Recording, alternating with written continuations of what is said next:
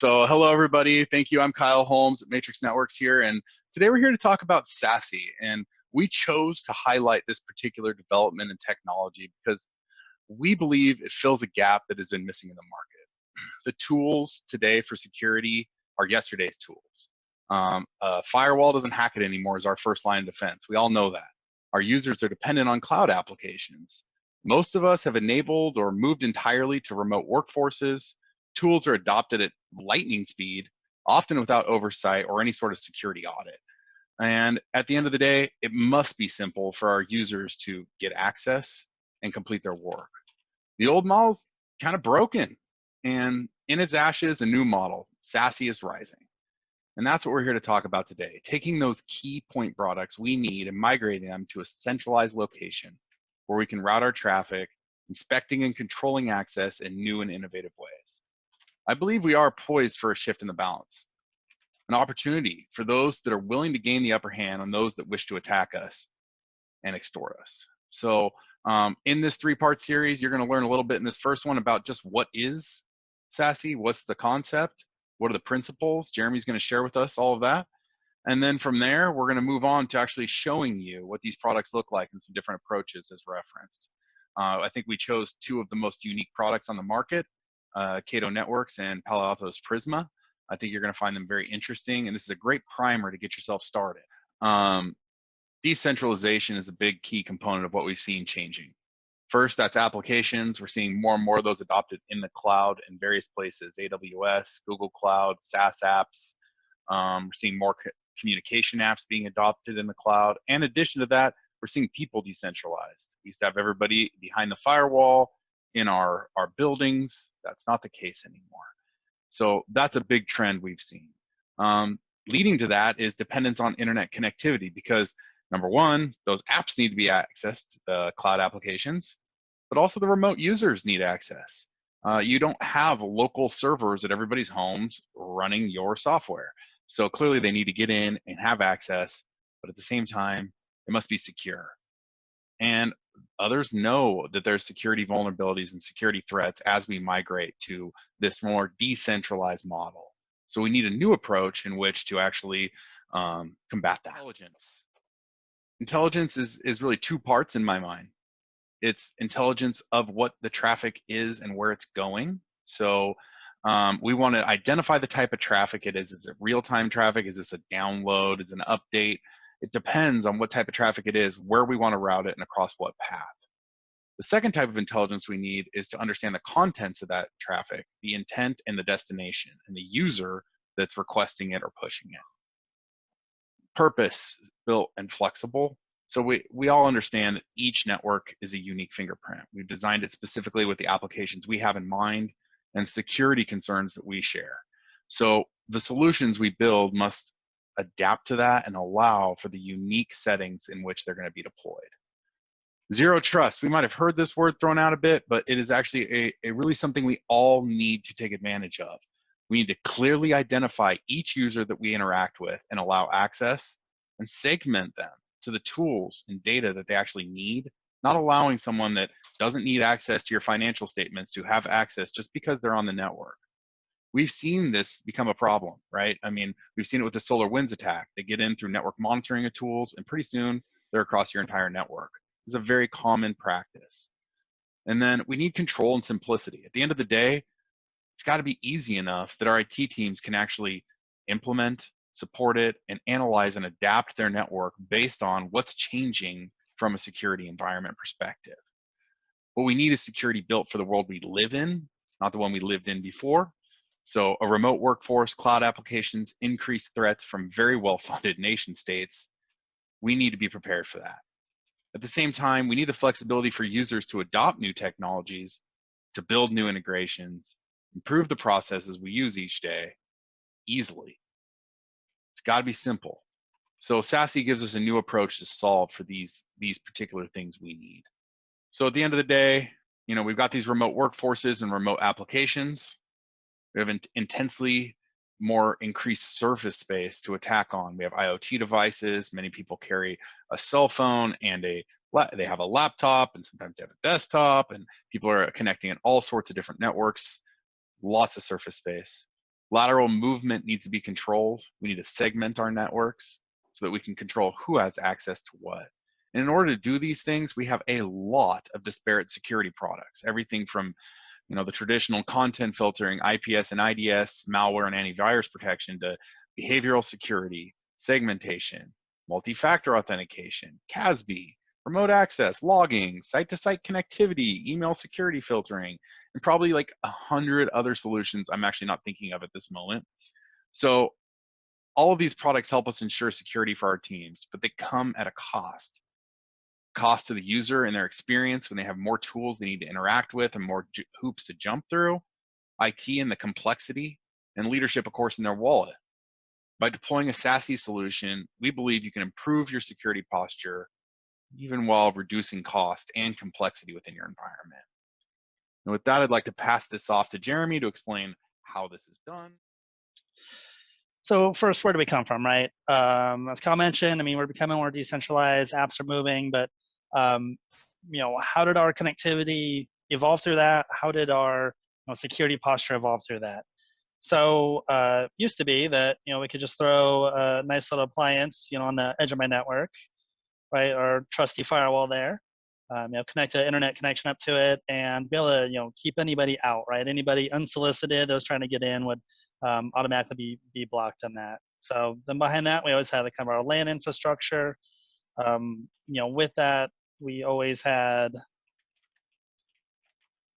all of our trusty servers here that ran our applications, our Active Directory. It's hard to believe it nowadays, but our email with all of our end users, just kind of sitting right next to those pieces of equipment, right? So if you had any end users, they just directly consume our applications. Where not much of it lived on the internet, right?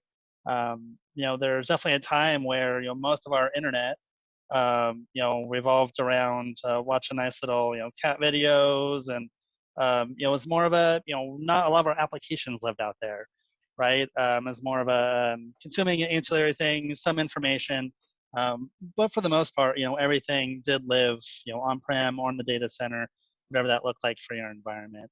But then slowly, as things became more difficult to host on site, again, Exchange kind of infamously, moved out to where, databases and CRMs, and all of a sudden, cat videos weren't the most important thing about the internet, right? All of our, main business line of applications were living up there.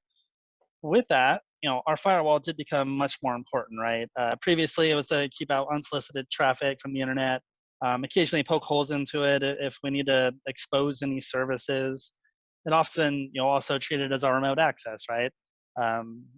Users externally, users working from home were never new.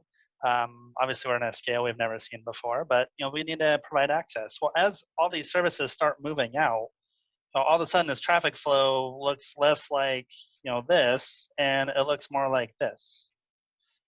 So with all of our applications living out there, how do we start securing those? How do we guarantee get access to them? How do we keep anything bad from happening to our users and accessing those applications? So as we get more and more traffic egress in the firewall, that's when we get to the birth of the infamous next gen firewall, right? No longer are we just doing layer 3, layer 4 filtering, providing remote access. We actually need to be laying some security services on there. So what do these look like, right? Oftentimes it's going to be web filtering, and that means multiple things, right? That's going to be oftentimes blocking certain websites, right? There's oftentimes content that we don't want viewed in our corporate network, but it's also trying to filter out malicious things, right? If we have a botnet, we always have our command and control servers, right? If something does get through the firewall and affects an endpoint. Beyond that, with filtering, always have our phishing, right? So we never want one of our end users to go visit these malicious sites and plug in their credentials. But to get visibility into those sites, oftentimes we're having to filter in things like SSL or TLS inspection, right? So all of a sudden we're starting to ask a lot from our firewall to be able to inspect all of this traffic now that a lot of our traffic is leaving our environment opposed to staying kind of in the moat, right? And I can drop a lot more technologies on here because our data leak or data loss prevention, and yes, we're still providing that virtual private network, remote access.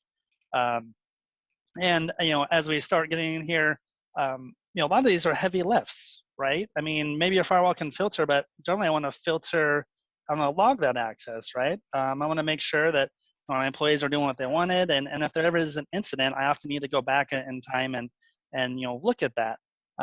Also things like this TLS or this man-in-the-middle inspection, right? Now that 89% or whatever stats we have on the internet, we have to crack open those connections and take a look. This data loss prevention, that's a very heavy lift, right? I'm looking for sensitive information leaving that environment. So oftentimes, we need the very large appliance, or what we see more is, adding additional appliances in here, right? So, there's the Barracudas of the world and other kind of proxy appliances, right? That, more handle those type of heavy lifts depending on your environment.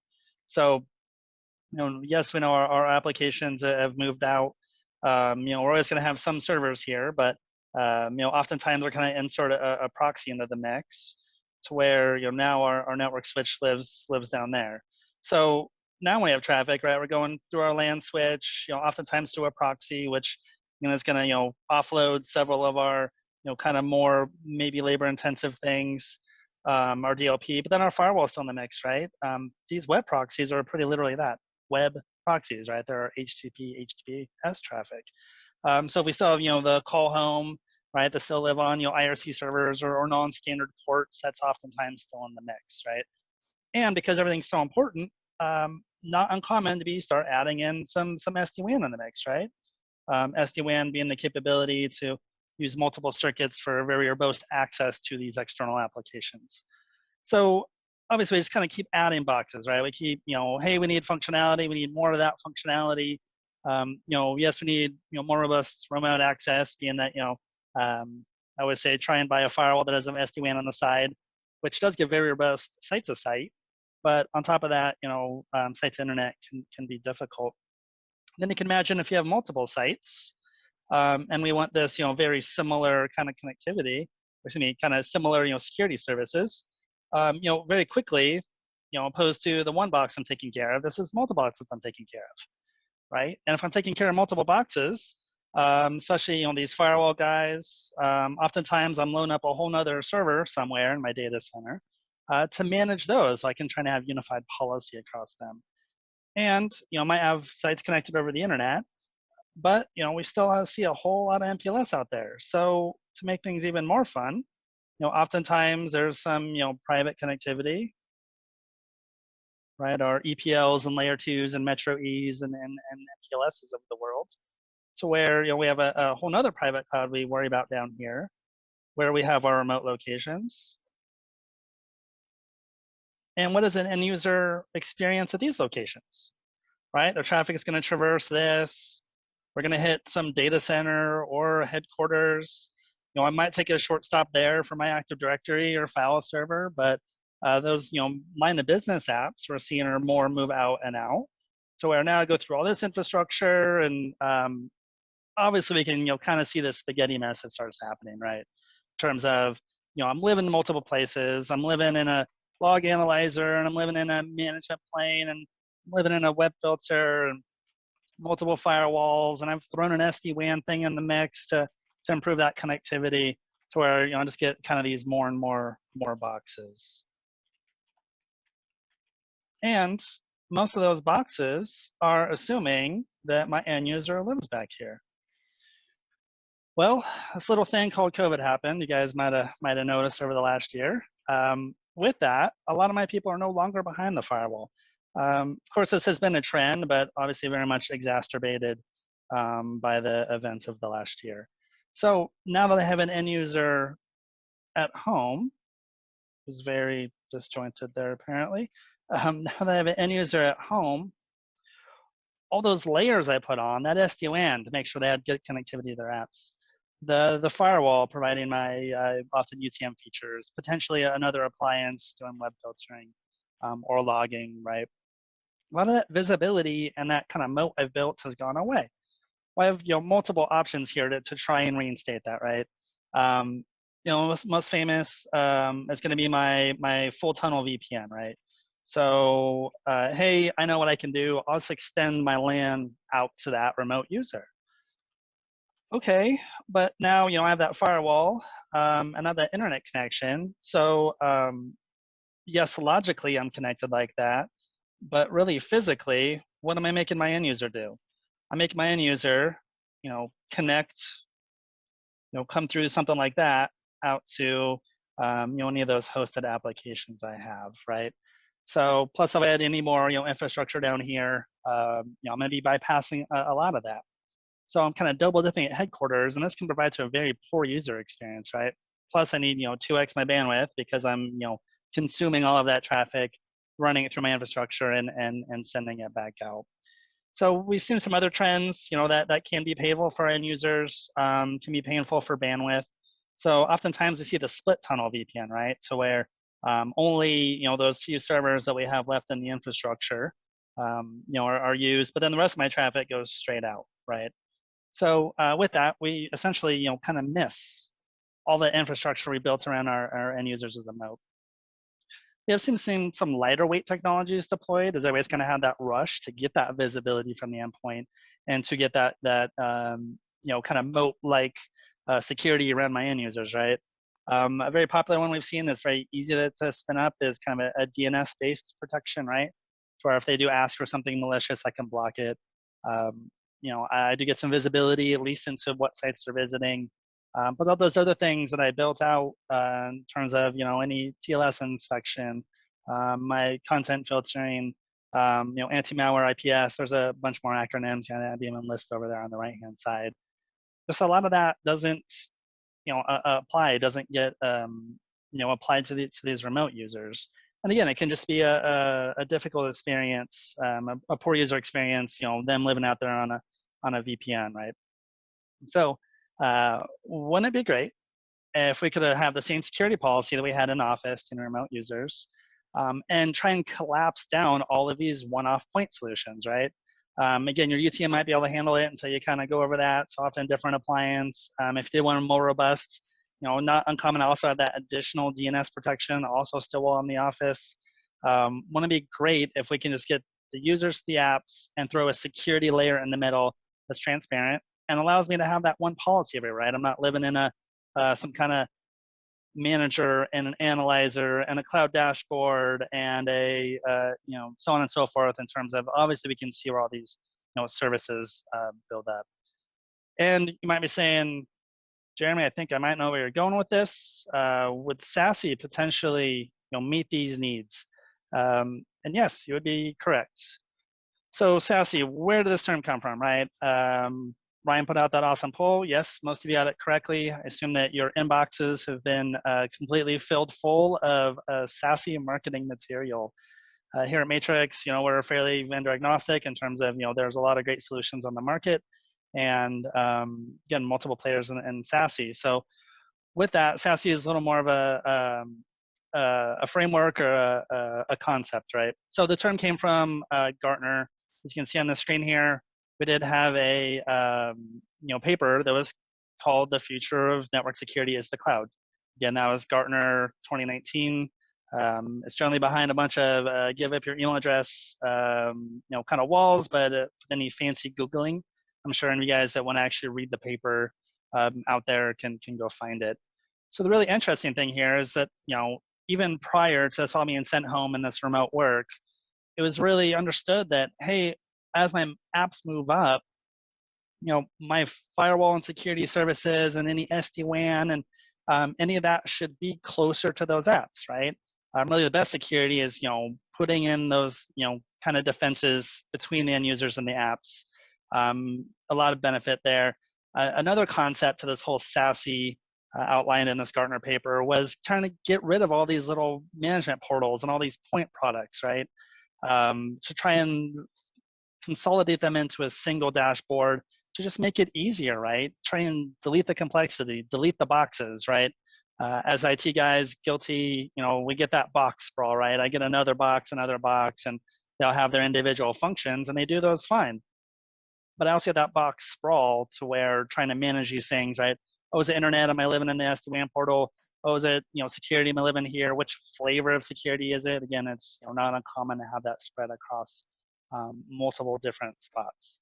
So again, the notion of SASE is that having the data center firewall, right, my one main firewall at the center of my security posture just doesn't work anymore, right? As things move out from behind that firewall, that doesn't make sense. And like all of our other applications, they're cloud native, they're cloud delivered.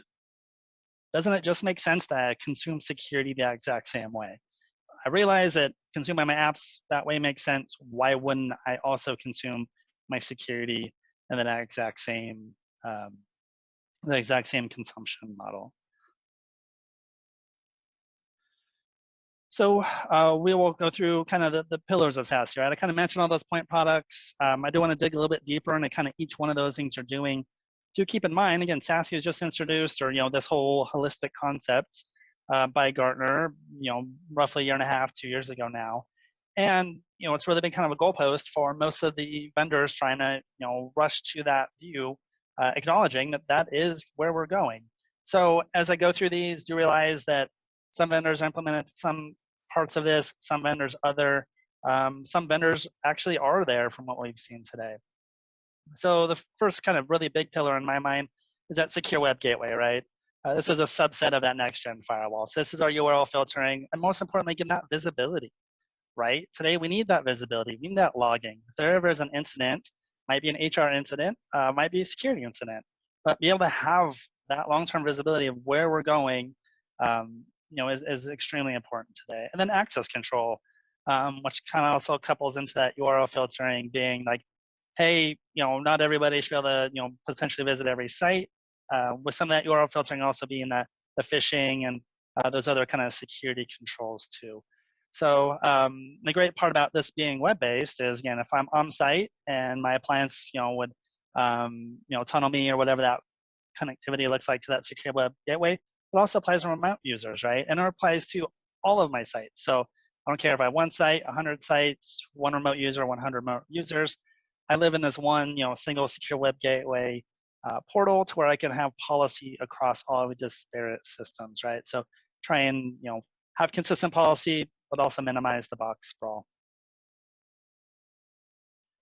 Firewall as a service. So again, the two of these kind of make our next-gen firewall, but many vendors kind of display them differently. You often see them split out in the Gartner paper and other SASE offerings from the end user or from the vendors out there.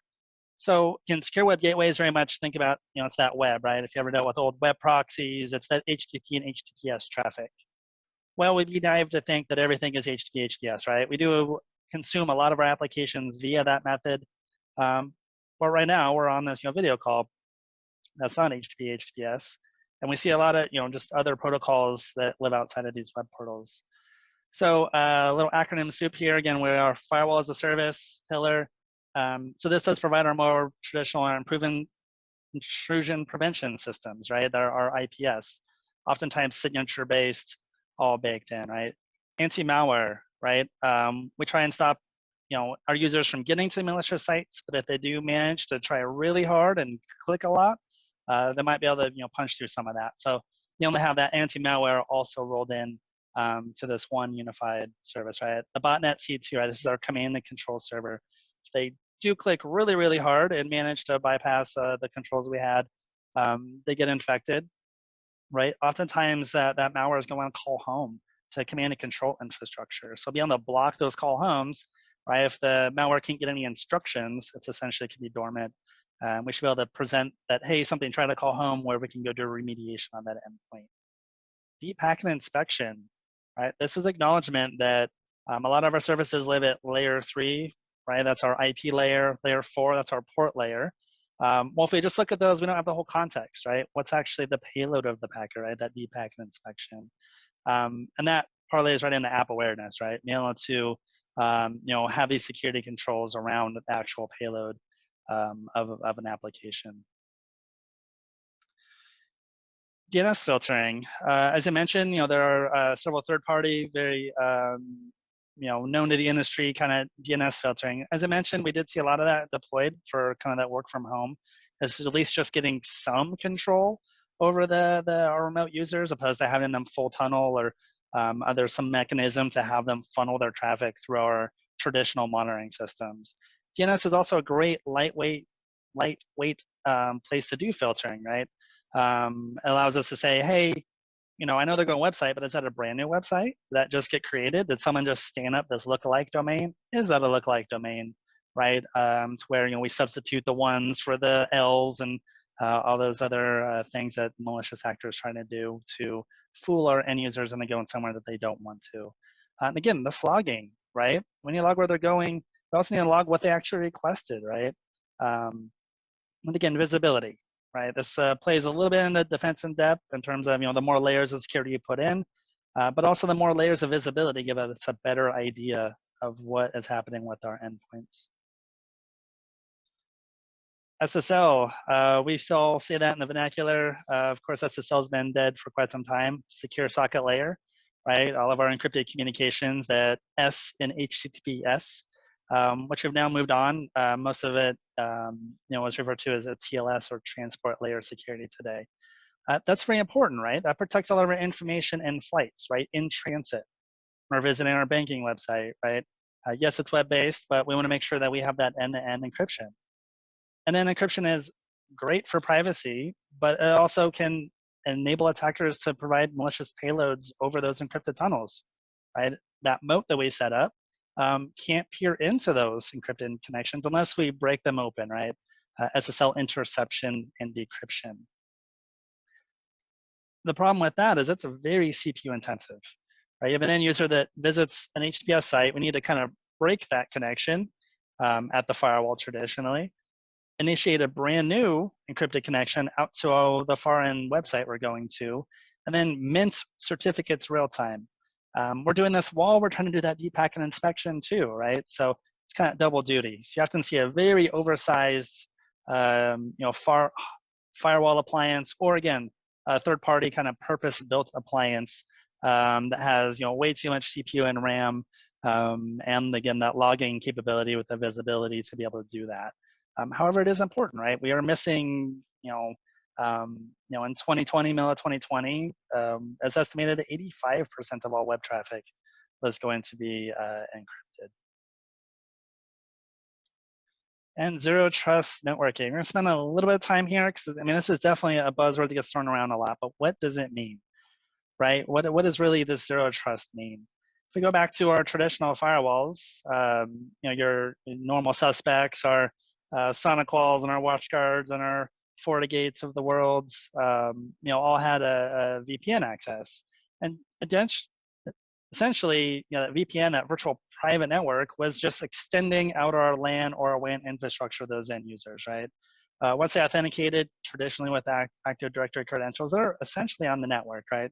We can do some of that kind of layer 3, layer 4. You shouldn't talk to this subnet, you shouldn't even talk to this subnet. But typically that was for all users, right? It wasn't this identity-based. So the roots of the zero trust is the concept of identity-based, right? I should know who the endpoint is, who the user is. They should be part of some security groups. And I should be able to follow that user around the network, however they're connecting, LAN or WAN, VPN, right, remote users, and be able to, basically tag them. And as Cal kind of touched on, right, if I have someone in facilities, they probably don't need to be talking to the QuickBooks server if that's still on-prem, or maybe even the QuickBooks site through my infrastructure, right? There's just no reason for them to have that kind of access. Additionally, coupled with that identity-based or being able to actually identify users and only provide them the least privilege is some kind of single sign-on, really in conjunction with multi-factor, right? Single sign-on allows them to use their same password everywhere. But what if that password walked away from them, right? What if they have horrible password hygiene and like to use the same password across all sites, right? Something gets breached in their private life, and they happen to use the same credentials on your public or your private infrastructure. So having that multi-factor authentication is really important, right? Multi-factor presents itself a lot of different ways. Really, it means having multiple factors, something you know and something you have, right? So it's either kind of that Google Authenticator, one-time password, maybe it's an SMS loop, right, where they text a cell phone, or maybe it's a kind of that next gen, your duos and octas and pings of the world, right? Generally, all SASE infrastructure I've seen support, all of those single sign-ons and multi-factor. And again, that notion of least privilege, right? We should only allow them access to what they really need access to. It shouldn't be a free-for-all, right? It shouldn't be like your LAN switch. So anyone can probably block your branches and plug right in the network. Maybe you do have a NAC, right? A network access control product in place, right? Another point product that we have, to where, if we can take care of that in the LAN and the WAN, that just simplifies things, deletes another one of these point products.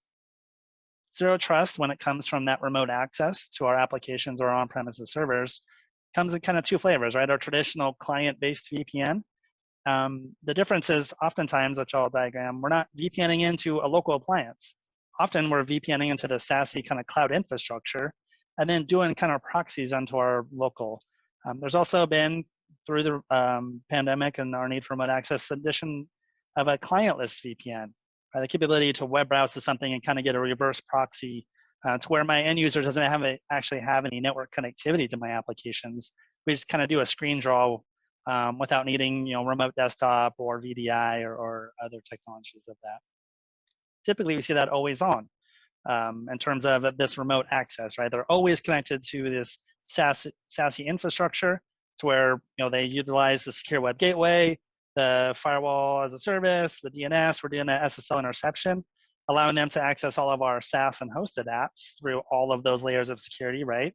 Allowing us to displace that kind of traditional UTM or firewall we had at headquarters and accessing everything through that infrastructure, in addition to having the least privilege to our applications on site. So always on a full tunnel no longer require us to have that firewall as a single point of failure, that firewall at the data center as that kind of double dip, right? So I have to come in the internet, come out the internet. So again, allowing us to move all of these pillars up into a cloud hosted infrastructure.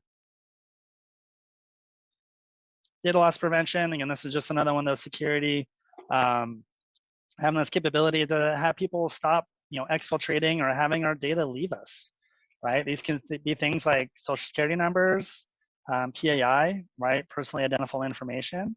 If we are in the unfortunate position where we do need to store credit cards, which some people do find themselves in that boat, right? We don't want those leaving. Data loss, very much in connection with that TLS or SSL, that's very CPU heavy, right? I'm, yes, at least, breaking up all those SSL connections and doing a deep packet inspection on those.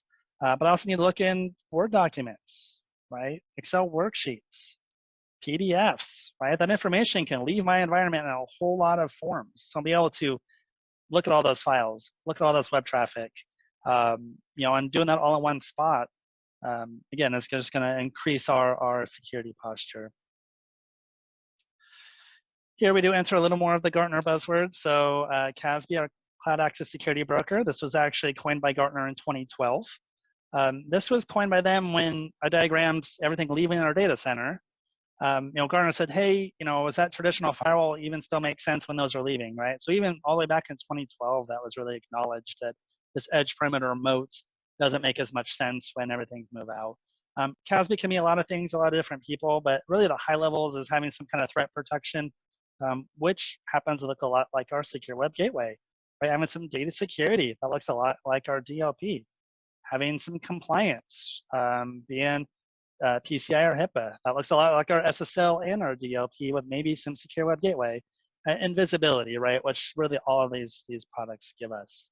So really SASE is almost an extension of incorporating CASB and moving it even farther beyond that. And then lastly, user and entity behavior analytics, right? These was coined by Gartner in 2015, being that, if we're able to profile the traffic on our network, profile the behavior of users, we should be able to run that through an algorithm and get a really good idea of what a normal end user traffic generation and behavior looks like, right? So that's users, and the entities was added after the fact, right? This can be our servers and other infrastructure environment, maybe IoT. I keep hearing that's a thing. Maybe you've deployed that in your environment, to where, let's get a good baseline of what this looks like. And if someone all of a sudden starts, acting, contacting maybe countries they don't normally do, or services they don't normally do, or moving a lot of traffic at a time of day they normally don't, or accessing applications from someplace they don't normally do, many of the platforms can surface that and alert on those. And of course, these are all, in one spot, hosted by one vendor. So we all acknowledge that as all of our applications moved out, many of you have deployed SD-WAN to add for that very robust consumption of your cloud apps. Well, if all of a sudden our security is moving out too, when we want very robust connectivity to all of the security layer, which oftentimes will then do direct peering with all of those SaaS applications that we are consuming. So really what this looks like is, again, that SaaS platform is just going to be something that we consume, right? Again, we've moved out all the other, CRM, ERP, email, right, to somebody hosted.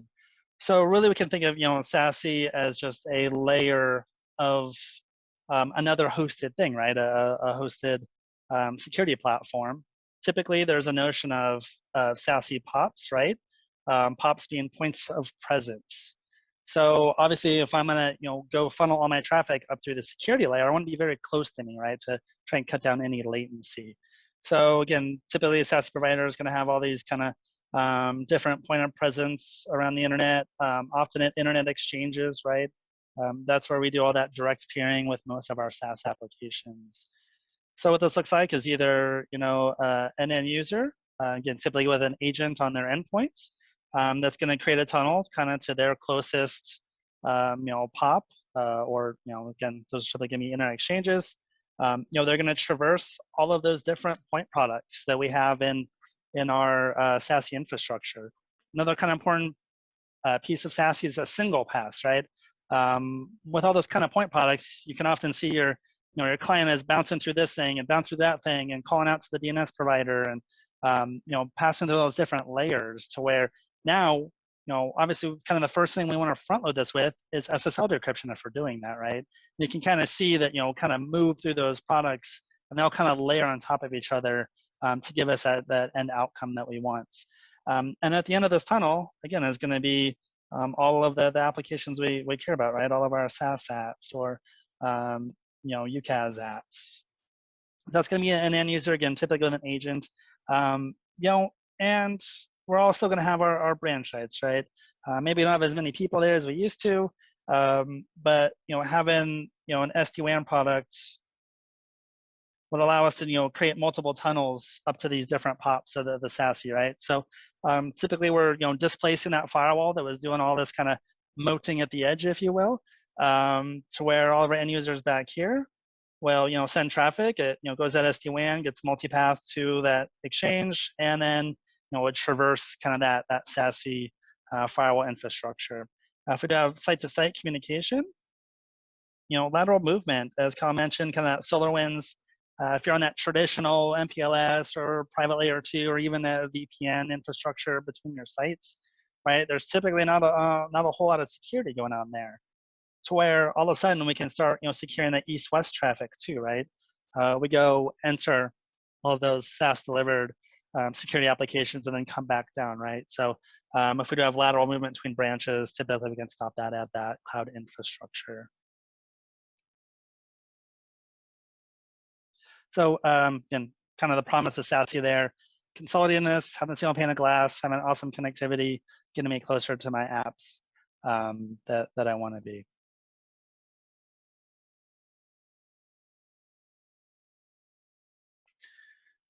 Shared those results a little prematurely there, but the majority of folks definitely on the shy side of all 8 that we mentioned. Sure. Yeah, and again, there's a lot going on. Again, a lot of these can consolidate into a single UTM, so I don't want to overblow and say you guys have to have all these appliances, but I think we all agree that if you have multiple of those appliances, keeping a consistent policy can be a pain. If we have those multiple sites, a tenant of SD-WAN I didn't even touch on is definitely a mesh VPN capability to where I have to set up IPsec tunnels. And obviously those MPLS or those legacy infrastructure just doesn't meet our SaaS needs anymore. So if I had to kind of sum this up, beyond all those point products, right, all those kind of pillars rolled into one, again, we do need those, those POPs, right, those points of presence. If we're all located here in the Northwest and, the single entrance into the SASE infrastructure is in Atlanta, Georgia, that's probably not optimal for us here on the West Coast and vice versa, right? If everything's down in San Jose, We have our folks on the East Coast, right? So this notion of being able to kind of enter the closest POP and traverse where I want, it also plays into SD-WAN, right? Not only do I go through that security infrastructure, but typically there's going to be a point of presence by one of these vendors that will drop me closest to my applications. So this also just gives me a really good user experience for those SaaS applications I'm now consuming, right? Identity driven, right? That's generally just going to be always baked in, knowing who needs access to what, be in cloud or on-prem resources. Supports all edges, right? So really that plays down to that secure edge, right? Am I on a iPad Pro, right? Load an agent on there out of the App Store. Am I on a non-SD-WAN appliance, right? Typically, you can always terminate an IPsec or a VPN tunnel onto the SASE infrastructure. So if I do have a third party, typically I'd terminate them on my firewall, traditional firewall product, and try and put my rules in there to where they can actually often terminate on that cloud infrastructure, right? So if an end user wants to traverse that IPsec, they don't have to go all the way back to my main firewall. They can traverse all that security infrastructure and then connect to that third party. So that's that notion of support all edges. I don't have to have vendor branded SD-WAN appliances or appliances in general to enter the SASE infrastructure. I think arguably that's a much better experience given the multipathing and visibility. But again, a tenant is generally going to be agnostic to the hardware on site. Again, centralized policy, this just really goes back to deleting all these point products, to say, hey, these are my business objectives. These are, who needs to talk to what, this is my security posture. Click save, and it applies to all of those edges, right, no matter where they are. I think in that single pass infrastructure, opposed to kind of bounce around between things, being able to do that all in that single pass are all kind of the pillars additional to all of those point products.